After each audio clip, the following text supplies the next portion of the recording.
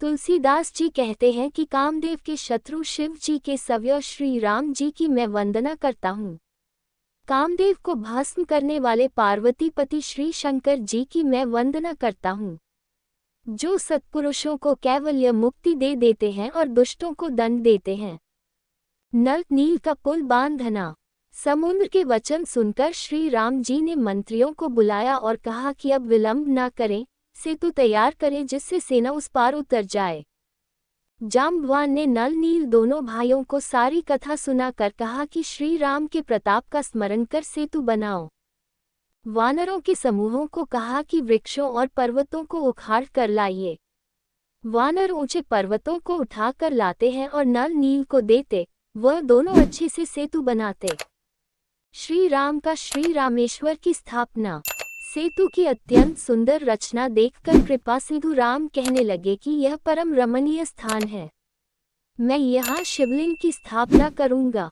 मेरे हृदय में ये संकल्प है। श्री राम के वचन सुनकर दूतों को भेजकर सुग्रीव ने श्रेष्ठ मुनियों को बुलावा भेजा और भगवान राम ने शिवलिंग की स्थापना कर उसका पूजन किया। श्री राम कहते हैं कि जो शिव से द्रोह रखकर मेरा भक्त कहलाता है, वह मनुष्य मुझे सपने में भी नहीं पा सकता। शंकर जी से विमुख होकर जो मेरी भक्ति चाहता है वह नरकगामी और मूर्ख है।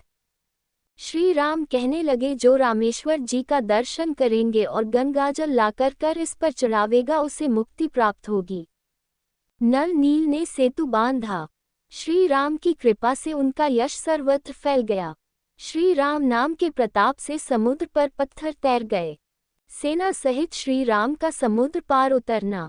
जब श्री राम सेतुबंध के तट पर समुद्र का विस्तार देखने लगे तो प्रभु के दर्शनों के लिए जलचरों के समूह प्रकट हो गए।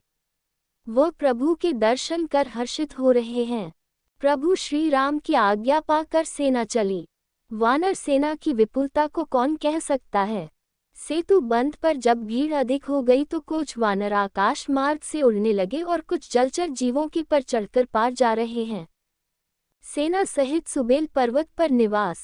समुद्र पार जाकर डेरा डाला और प्रभु ने सब वानरों को आज्ञा दी, तुम फल मूल खाओ। वानर भालू मीठे फल खा रहे हैं और जहां पर भी कोई राक्षस मिलता उसके नाक कान काटकर प्रभु के यश का गान करते हैं। रावण की व्याकुलता। जब राक्षसों ने रावण को समाचार दिया कि समुद्र पर सेतु बंध गया है तो रावण घबराकर 10 मुखों से बोल उठा, वननिधि, नीरनिधि, जलधि, सिंधु, तयोनिधि, वारीश, कंपति, उदधि, नदीश को क्या सचमुच ही बांध लिया। मंदोदरी का रावण को समझना। रावण अपनी व्याकुलता को विचार कर महल में गया। मंदोदरी ने सुना कि प्रभु राम ने समुद्र को बांध लिया है। वह मनोहर वाणी से रावण को कहने लगी कि वैर उसी से करना चाहिए जिससे आप बुद्धि और बल में जीत सके। आप में और रघुनाथ में वैसे ही अंतर है जैसे जुगनू और सूर्य का। उनका जन्म पृथ्वी का भार हरने के लिए ही हुआ है। आप जानकी राम को सौंपकर, पुत्र को राज्य देकर वन जाकर श्री रघुनाथ का भजन करें, जिससे मेरे सुहाग अचल हो जाए। रावण मंदोदरी से अपनी प्रभुता कहने लगा कि मैंने अपनी भुजाओं के बल पर देवता, दानव, वरुण, कुबेर, यमराज आदि दिपालों को तथा काल को भी जीत रखा है। तुम्हें भय किस कारण उत्पन्न हुआ है।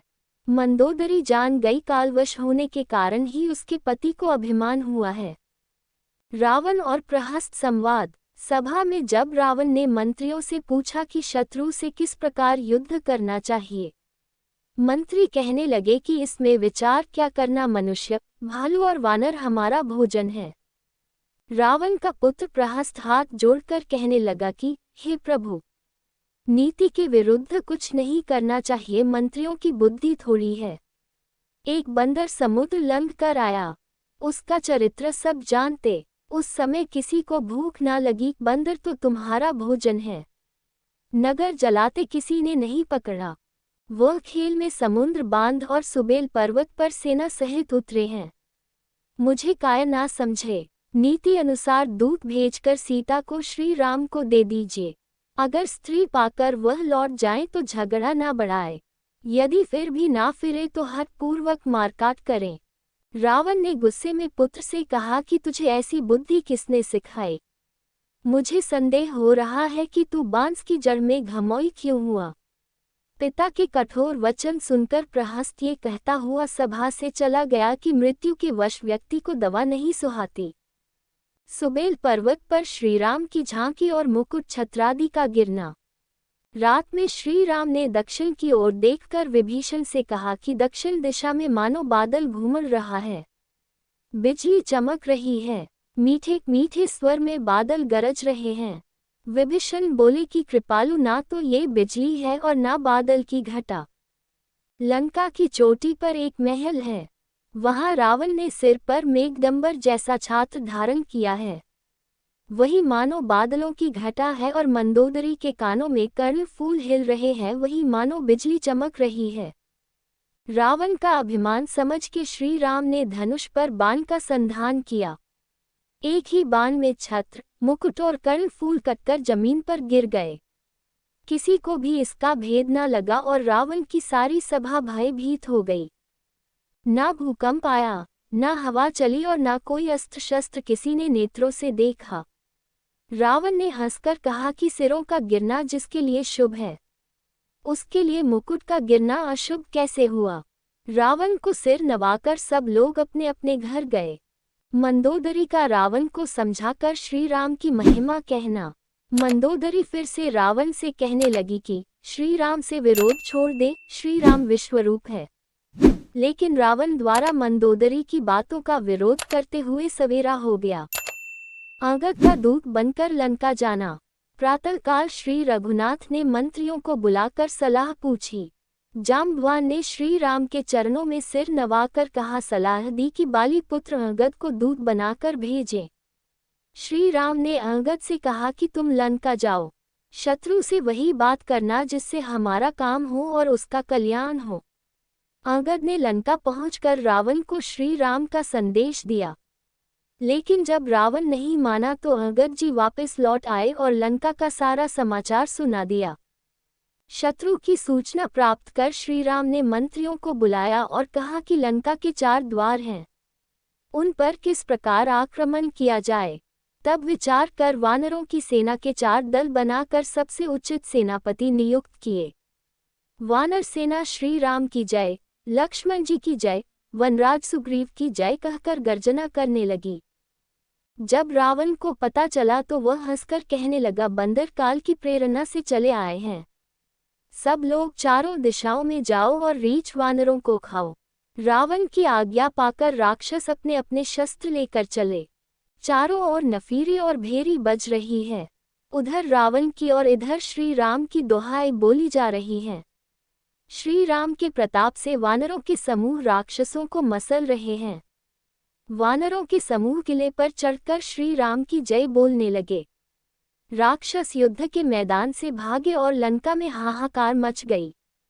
जब रावण ने ये समाचार सुना तो उसने कहा कि युद्ध में जो भी पीठ दिखाकर भागेगा मैं उसे स्वयं तलवार से मारूंगा। ये वचन सुनकर सब युद्ध के मैदान में लौट गए। अब उन्होंने प्राणों का मोह छोड़ दिया। वे ललकार कर वानरों से भिड़ने लगे, जिससे वानर भय से आतुर हो गए। हनुमान जी ने जब अपने दल को विकल देखा तो वह पश्चिम द्वार गए, जहां मेघनाद युद्ध कर रहा था। वह द्वार टूटता ना था।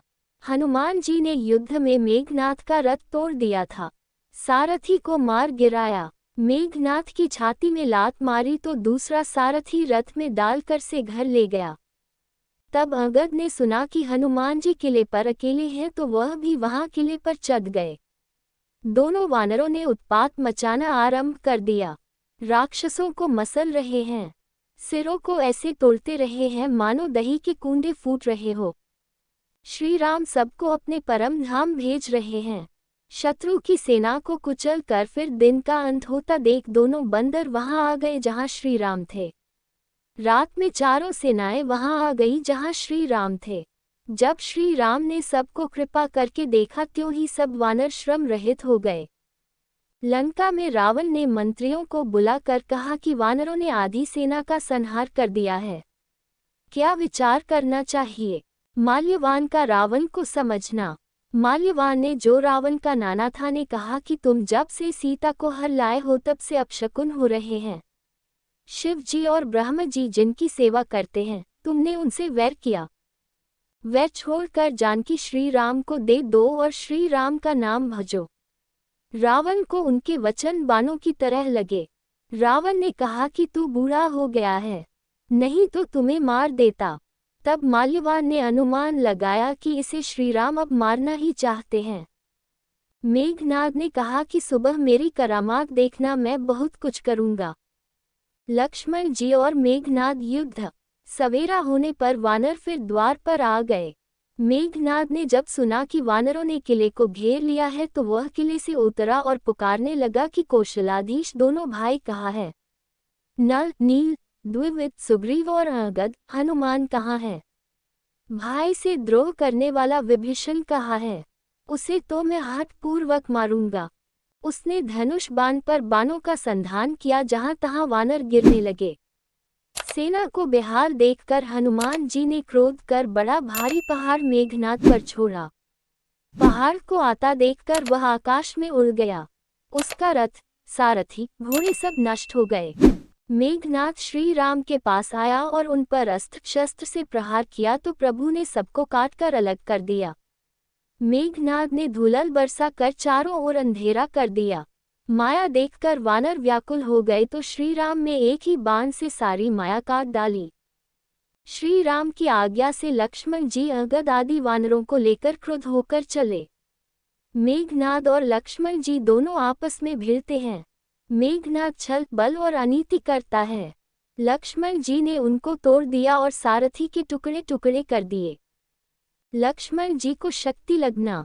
जब मेघनाद को लगा कि उसके प्राण संकट में है, उसने लक्ष्मण जी पर वीरघातिनी शक्ति चलाई, जो लक्ष्मण जी की छाती पर जा लगी, जिससे इनको मूर्छा आ गई। मेघनाद लक्ष्मण जी के पास गया और अनगिनत योद्धा के साथ उन्हें उठाने लगा, लेकिन लक्ष्मण उससे नहीं उठते तो वह खिसियाना कर चला गया। संध्या होने पर श्री राम ने लक्ष्मण जी के बारे में पूछा तो हनुमान जी लक्ष्मण जी को ले आए। छोटे भाई की दशा देखकर प्रभु श्री राम बहुत दुखी हुए। हनुमान जी का सुषेण वैद्य को लाना। जाम्बवंत ने कहा कि लंका में सुषेण वैद्य रहता है, तो हनुमान जी छोटा रूप धारण कर गए, उनको घर सहित उठा लाए। सुषेण वैद्य ने पर्वत औषधि का नाम बताकर हनुमान जी से कहा कि औषधि ले आओ। हनुमान जी का संजीवनी लेने जाना और कालनेमी का उद्धार। हनुमान जी प्रभु श्री राम के चरणों में फिर निवाकर औषधि लेने चले। जब रावण को गुप्तचरों से इस बात का पता चला तो वह कालनेमी के पास गया। रावण ने कालनेमी को सारा मर्म बताया तो कालनेमी ने समझाया कि जिससे तुम्हारा नगर जलाया है, उसका मार्ग कौन रोक सकता है? तुम श्री राम का भजन करो, जिससे तुम्हारा कल्याण हो। कालनेमी की बातों से रावण क्रोधित हो गया। कालनेमी ने मन में सोचा कि रावण के हाथों मरने से अच्छा है मैं श्री राम के दूत के हाथों में मरूं। कालनेमी माया से मार्ग में सुंदर तालाब, मंदिर और बाग बनाया। हनुमान जी ने आश्रम को देखकर सोचा कि मुनि की आज्ञा से जल पीकर थकान दूर कर लेता हूँ। उन्होंने मुनि को प्रणाम कर जल मांगा तो मुनि ने उन्हें कमंडल दे दिया। हनुमान जी ने कहा कि इस जल से मेरी तृप्ति नहीं होगी। मुनि ने कहा कि तुम स्नान करके लौट आओ, मैं तुमको दीक्षा दूंगा। तालाब में जाते ही जब मकड़ी ने उनके चरण पकड़े तो हनुमान जी ने उसे मार डाला। तब वह सुंदर देह धारण करके आकाश में चली गई। उसने हनुमान जी को बता दिया कि यह मुनि नहीं निशाचर है। हनुमान जी ने निशाचर के पास जाकर कहा कि पहले आप गुरु दक्षिणा ले फिर मुझे मंत्र दीजिएगा। हनुमान जी उसके सिर को पूंछ में लपेटकर पछाड़ दिया। राम राम करते उसने प्राण छोड़ दिए। हनुमान जी हर्षित होकर चले। हनुमान जी पर्वत पर औषधि को न पहचान पाए तो पर्वत ही उखाड़ कर ले आए। भरत जी के बाण से हनुमान जी का मूर्छित होना। पर्वत को लेकर आकाश मार्ग से जब वह अयोध्यापुरी के ऊपर पहुंचे तो भरत जी ने आकाश में विशाल स्वरूप देखा। उन्होंने अनुमान लगाया कि कोई राक्षस हो सकता है। भरत जी ने बिना फल का बाण मारा। हनुमान जी राम राम का सिमरन कर मूर्छित होकर पृथ्वी पर गिर पड़े। राम नाम सुनकर भरत जी आतुरता से दौड़े। भरत जी ने कहा कि यदि मन, वचन और शरीर से मेरा प्रेम श्री राम के चरणों में है तो वानर पीड़ा से रहित हो जाए। ये सुनते ही हनुमान जी कौशलाधीश श्री राम की जय कहकर उठ पड़े। भरत जी ने हनुमान जी को गले से लगा लिया। भरत हनुमान जी संवाद। भरत जी ने श्री राम, लक्ष्मण और माता जानकी की कुशल पूछी तो हनुमान जी ने उन्हें सारी कथा सुना दी, जिसे सुनकर भरत जी बहुत दुखी हुए। भरत जी ने कहा कि तुम पर्वत सहित मेरे बाण पर चढ़ जाओ, मैं तुम्हें वहां भेज दूंगा जहां श्री राम है। भरत जी की बात सुनकर हनुमान जी के हृदय में अभिमान उत्पन्न हुआ कि मेरे बोझ से बाण कैसे चलेगा। किंतु श्री राम के नाम का प्रभाव विचार कर भरत जी के चरणों में वंदना की कि मैं आपका प्रताप हृदय में रखकर तुरंत चला जाऊंगा। भरत जी की सराहना कर हनुमान जी चले जा रहे हैं। श्री राम का प्रलाप और हनुमान जी का लौटना। उधर श्री राम कह रहे हैं कि आधी रात हो गई है, हनुमान जी अभी नहीं आए। उन्होंने लक्ष्मण जी को गले से लगा लिया। श्री राम कहने लगे कि धन, स्त्री, पुत्र, घर और परिवार बार बार होते हैं, लेकिन सहोदर भ्राता बार बार नहीं मिलता। तुम्हारी माता को मैं क्या उत्तर दूंगा। प्रभु के विलाप को सुनकर वानर विकल हो गए। उसी समय हनुमान जी आ गए। मानो करुणा रस में वीर रस आ गया हो। लक्ष्मण जी का उठ बैठना। वैद्य सुषेण ने तुरंत उपाय किया, जिससे लक्ष्मण जी उठकर बैठ गए। श्री राम ने लक्ष्मण जी को हृदय से लगा लिया। हनुमान जी ने वैद्य को वहां पहुंचा दिया जहां से लाए थे। रावण का कुंभकर्ण को जगाना। लक्ष्मण जी के ठीक होने की खबर सुनकर रावण व्याकुल हो गया। उसने कुंभकर्ण को जगाया और उसे बताया कि कैसे वह सीता जी को हर लाया है और वानरों ने राक्षसों के कितने योद्धा मार डाले हैं। कुंभकर्ण का रावण को उपदेश। कुंभकर्ण विलख कर कहने लगा कि तू जगजननी जगदम्बा को हर लाया, अब तू अपना कल्याण चाहता है। तू उस देवता का विरोध कर रहा है जिसके शिव ब्रह्म सेवक है। हे भाई, तू अन्न भर कर मुझे मिल ले और मैं जाकर श्री राम के दर्शन करूं। युद्ध के मैदान में उसे विभीषण मिला तो कुंभकर्ण कहने लगा कि तुम धन्य हो, रावण तो काल के वश हो गया है, मैं भी मृत्यु के वश हूँ, मुझे अपना पराया नहीं सूझता, इसलिए तुम जाओ। कुंभकर्ण युद्ध और उसकी परम गति। उसने हनुमान जी, अंगद, नल नील को पछाड़ दिया और वानर राज सुग्रीव को अपनी कांख में दबा लिया। सुग्रीव की होश आया तो कांख के नीचे से खिसक कर कुंभकर्ण के नाक कान काट दिए। सुग्रीव फिर श्रीराम के पास आए और कहने लगे कि उसके भयानक रूप को देखकर वानरों में भय पैदा हो गया है। श्री राम हाथ में धनुष लेकर राक्षस सेना का दलन करने लगे। राक्षसी सेना का संहार देखकर कुंभकर्ण ने सिंहनाद किया और वानरों को पृथ्वी पर पटकने लगा। वानरों ने आर्तवाणी में कहा कि शरणागत के दुख हरने वाले, रक्षा कीजिए। प्रभु ने 100 बाणों का संधान किया जो उसके शरीर में घुस गए। उसने एक पर्वत उखाड़ दिया। प्रभु ने उसकी भुजा काट दी। वह पर्वत बाएं हाथ में लेकर दौड़ा तो प्रभु ने वह भुजा भी काट दी। वह बड़े वेग से मुंह फैला कर दौड़ा तो प्रभु ने उसके मुख को 100 बाणों से भर दिया। जब वह मुख में बाण लेकर दौड़ा तो प्रभु श्री राम ने उसका सिर धड़ से अलग कर दिया जो रावण के आगे जाकर गिरा। फिर कुंभकर्ण का धड़ दौड़ा। प्रभु ने उसके धड़ के 2 टुकड़े कर दिए। उसका तेज प्रभु में समा गया। देवता फूल बरसाने लगे। श्री राम ने कुंभकर्ण को अपने परम धाम भेज दिया। मेघनाद का युद्ध और राम जी का नागपाश में बंधना। उधर रावण भाई के मरण पर विलाप कर रहा है। मेघनाद ने अपने पिता को समझाते हुए कहा कि आप कल मेरा पुरुषार्थ देखना। मेघनाद ने देवराज इंद्र से जो रथ पाया था उस पर चढ़कर आकाश मार्ग से चला। मेघनाद ने लक्ष्मण जी, सुग्रीव और विभीषण के शरीर को बाणों से छलनी कर दिया।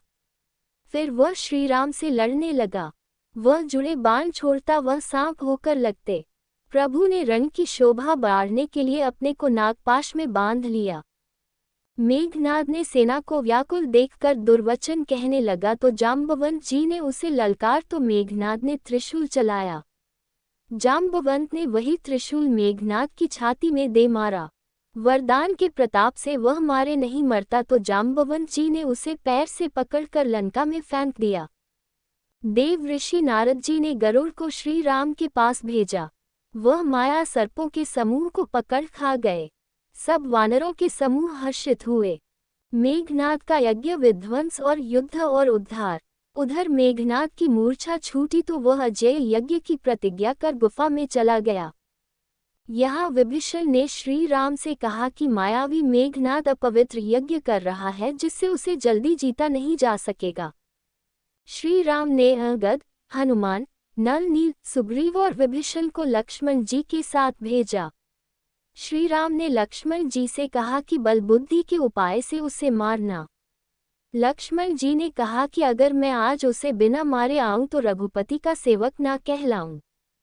वानरों ने वहां जाकर यज्ञ विध्वंस कर दिया लेकिन वह फिर भी ना उठा तो वानरों ने लातों से मारा तो वह त्रिशूल लेकर दौड़ा। वानर लक्ष्मण जी के पास आ गए। उसने अंगद और हनुमान जी की छाती में त्रिशूल मारकर दोनों को जमीन पर गिरा दिया। फिर उसने लक्ष्मण जी पर त्रिशूल छोड़ा। लक्ष्मण जी ने उसके टुकड़े टुकड़े कर दिए। मेघनाद माया दिखाने लगा, कभी प्रकट होता तो कभी छिप जाता। तब लक्ष्मण जी ने श्रीराम का स्मरण कर बाण का संधान किया जो उसकी छाती में जा लगा।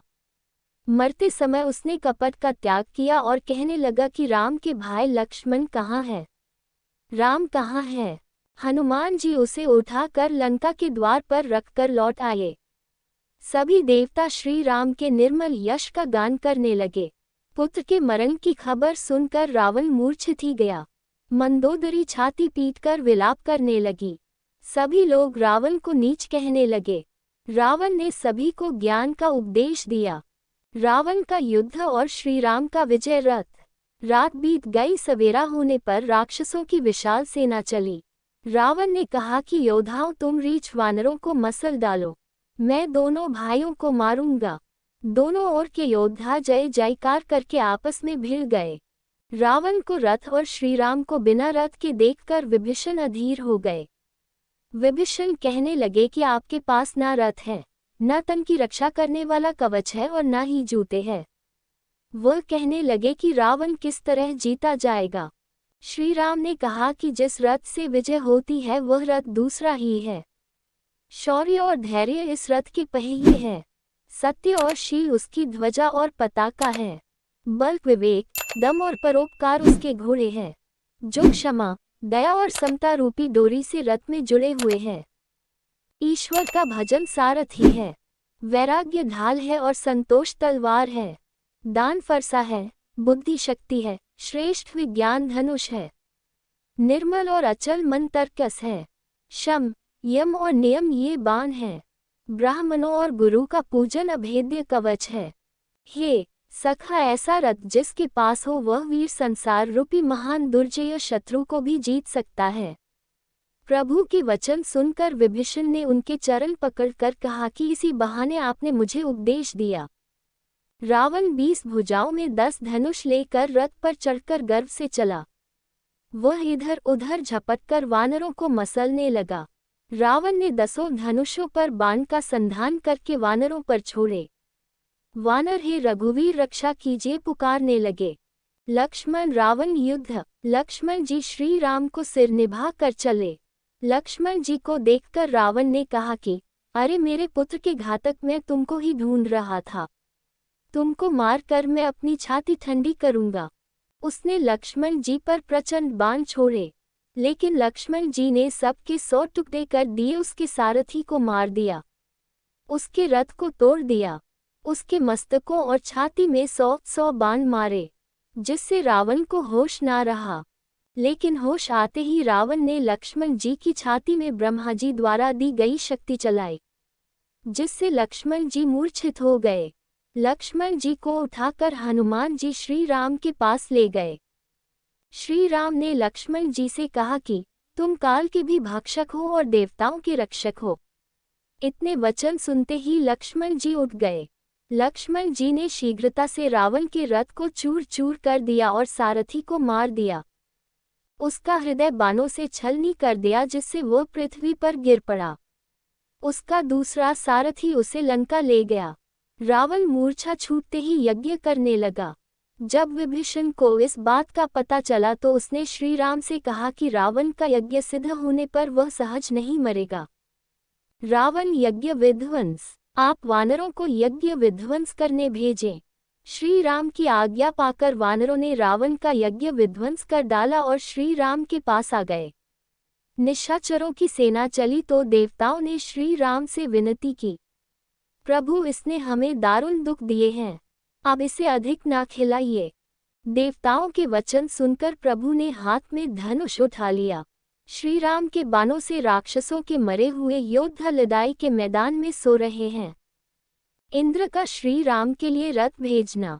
राक्षसों की सेना का विनाश देख रावण विचार करने लगा, मैं अकेला रह गया हूँ, इसलिए उसने अपार माया रची। इंद्रदेव ने श्री राम को बिना रथ के युद्ध करते देख अपना रथ भेजा। श्री उस रथ पर चढ़ गए। श्री राम और रावण युद्ध। रावण ने माया फैलाए और वानरों और लक्ष्मण जी ने बहुत से रामों को देखा। श्री राम ने जब सेना को आश्चर्यचकित देखा तो उन्होंने कहा, सारी माया हर ली। श्री राम ने रावण के सारथी और घोड़ों को मार दिया और रथ को चूर चूर कर दिया। रावण ने दूसरे रथ पर चढ़कर श्री राम पर नाना प्रकार के अस्त्र शस्त्र चलाए। श्री राम ने उसकी 20 भुजाओं और 10 सिरों पर एक साथ बाण चलाए। 20 भुजाएं और 10 सिर कटकर पृथ्वी पर गिर पड़े, लेकिन सिर और हाथ लगते ही नए हो जाते। प्रभु श्री राम बार बार उसके सिर और भुजाओं को काटते। आकाश में उसके सिर और भुजाएं फैल गई। रावण ने विभीषण पर परम शक्ति छोड़ी तो श्री राम ने विभीषण को पीछे कर शक्ति स्वयं पर सह ली, जिससे श्री राम मूर्छित हो गए। विभीषण ने गदा से रावण पर प्रहार किया और फिर दोनों में मल्ल युद्ध होने लगा। हनुमान जी ने विभीषण जी को थका हुआ जानकर रावण से भिड़ गए। रावण माया दिखाने लग गया और उसने अनेकों रूप प्रकट किए, जिससे भालू वानर विचलित होने लगे तो श्री राम ने बाण चलाकर माया के रावणों को मार डाला। रावण ने जब हनुमान आदि सभी वानरों को मूर्छित कर दिया तो जाम्बवान जी ने रावण की छाती में लात मारकर मूर्छित कर दिया तो सारथी रात्रि जानकर रावण को रथ में डालकर ले गया। त्रिजटा और सीता जी संवाद। उसी रात्रि त्रिजटा ने सीता जी को सब कथा बताई। शत्रु के सिर और भुजाओं के बने की बात सुनकर सीता जी के हृदय में बहुत भय हुआ। सीता जी ने त्रिजटा से पूछा कि संपूर्ण विश्व को दुख देने वाला कैसे मरेगा। त्रिजटा ने कहा कि हृदय में बाण लगते ही रावण मर जाएगा। प्रभु उसके हृदय में बाण इसलिए नहीं मारते क्योंकि उसके हृदय में आप बसती है। सिरों में बार बार बाण लगने से उसके हृदय से आपका ध्यान हटाने जाएगा। इस तरह सीता जी को समझाकर त्रिजटा चली गई। रावण वध। सुबह उठते ही रावण रणभूमि की ओर चल पड़ा और प्रचंड माया दिखाने लगा। विभीषण ने श्री राम से कहा कि इसके नाभिकुंड में अमृत वास करता है, जिसके फल पर यह जीवित है। प्रभु श्री राम ने सुनते ही बाण छोड़े और मरते समय रावण गरज कर बोला, राम कहाँ है। मंदोदरी का विलाप। रावण की भुजाओं और सिरों को मंदोदरी के सामने रखकर श्री राम के बाण तरकश में वापस आ गए और रावण का तेज श्री राम के मुख में समा गया। देवता फूल बरसाने लगे और श्री राम की जय हो कहने लगे। उधर पति के सिर देखकर मंदोदरी पृथ्वी पर गिर पड़ी और विलाप करने लगी कि जिसने भुज बल से यमराज को भी जीत लिया था। श्री राम से विमुख होने के कारण आज कुल में कोई नाम लेने वाला भी नहीं बचा। श्री राम ने उनको परम धाम भेज दिया। मैं श्री राम को नमस्कार करती हूँ। उधर श्री राम ने विभीषण को कहा कि शोक त्याग कर भाई की अंत्येष्टि करो। विभीषण का राज्याभिषेक। सब क्रिया कर्म करने के बाद श्री राम ने लक्ष्मण जी से कहा कि तुम सुग्रीव, अंगद, हनुमान के साथ जाओ और विभीषण का राज तिलक कर दो। उन्होंने ने विभीषण का राज तिलक कर दिया। हनुमान जी का सीता जी को श्री राम की कुशल सुनाना। प्रभु श्री राम ने हनुमान जी से कहा कि तुम लंका जाओ और जानकी को सब समाचार सुनाओ। सीता जी ने हनुमान जी को पहचान लिया और उन्होंने ने प्रभु श्री राम और लक्ष्मण जी की कुशल पूछी। हनुमान जी ने कहा कि श्री राम कुशल है और उन्होंने ने संग्राम में रावण को जीत लिया है। ये सुनकर सीता जी हर्षित हुई। उन्होंने हनुमान जी से कहा कि प्रभु श्री राम तुम पर प्रसन्न रहे और समस्त गुण तुम्हारे हृदय में बसे। हे तात, तुम वही उपाय करो जिससे मैं श्री राम के दर्शन कर सकूं। हनुमान जी ने सीता जी का संदेश श्री राम को सुनाया। जानकी का संदेश सुनकर प्रभु श्री राम ने विभीषण से कहा कि हनुमान के साथ जाओ और जानकी को सम्मान सहित ले आओ। सीता जी का आगमन और अग्नि परीक्षा। विभीषण जी सुंदर पालकी सजाकर सीता जी को ले आए। वानर भालू सीता जी के दर्शन करने दौड़े। आकाश से देवताओं ने फूल बरसाए। सीता जी के असली रूप को अग्नि में रखा था। अब श्री राम उनको प्रकट करना चाहते हैं। प्रभु के चरणों में सिर निवास कर सीता जी ने लक्ष्मण जी से कहा कि तुम आग तैयार करो। सीता जी की विवेक, धर्म और नीति से सनी वाणी सुनकर लक्ष्मण जी के नेत्रों में जल भर आया, परंतु श्री राम से कुछ कह ना सके। लक्ष्मण जी आग तैयार करके लकड़ी ले आए। आग को बड़ी देख जानकी जी ने कहा कि मन, वचन और कर्म से मेरे हृदय में रघुवीर को छोड़कर कोई नहीं है, तो यह अग्नि मेरे लिए चंदन के समान शीतल हो जाए। कौशलपति की जय बोलकर सीता जी ने अग्नि में प्रवेश किया। सीता जी की छाया मूर्ति और लौकिक कलंक अग्नि में जल गए। प्रभु के इस चरित्र को किसी ने नहीं जाना। अग्नि ने शरीर धारण कर सीता जी को श्री राम को वैसे ही समर्पित किया जैसे क्षीर सागर ने विष्णु भगवान को लक्ष्मी जी को समर्पित किया था। वह श्री राम के वाम अंग में विराजित हुई। सभी देवताओं ने आकर बहुत प्रकार श्री राम की स्तुति की।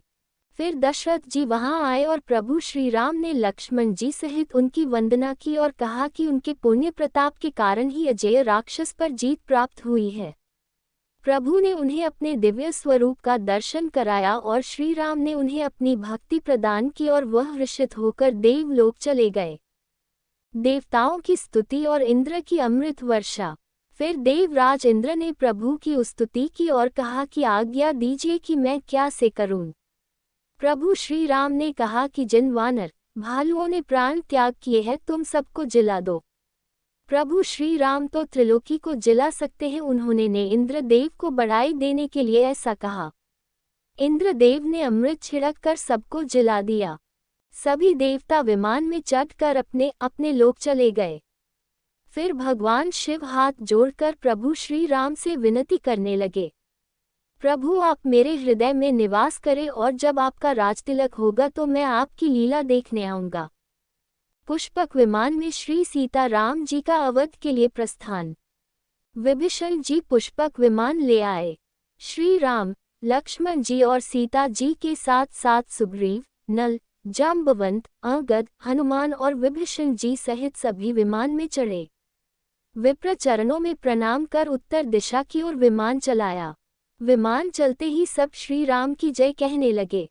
श्री राम सीता जी को रणभूमि दिखा रहे हैं। यहाँ भारी निशाचर मेघनाद, कुंभकर्ण और रावण मारे गए।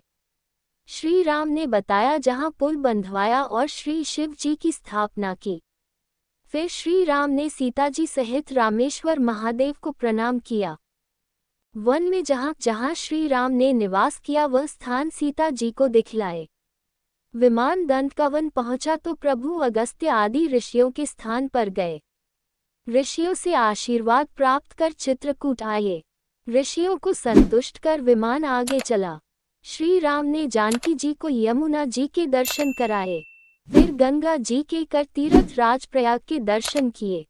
त्रिवेणी में पहुंचकर प्रभु ने स्नान किया और हनुमान जी से कहा कि तुम ब्रह्मचारी का रूप धरकर अवधपुरी जाता जाओ। भरत को हमारी कुशल कहकर और उनका समाचार लेकर आना। हनुमान जी तुरंत चल दिए। श्री राम भरद्वाज ऋषि के आश्रम गए। उन्होंने ने प्रभु की अनेकों प्रकार स्तुति की। ऋषियों को प्रणाम कर गंगा जी की ओर चले। वहां सीता जी ने गंगा जी की पूजा की। गंगा जी ने आशीर्वाद दिया तुम्हारा सुहाग अखंड रहे। निषाद राज जी को प्रभु के आने का समाचार मिला तो वह प्रभु के चरणों में गिर पड़े। प्रभु ने उन्हें अपने हृदय से लगा लिया। लाइक एंड सब्सक्राइब करने कमेंट में जय श्री राम अवश्य लिखें।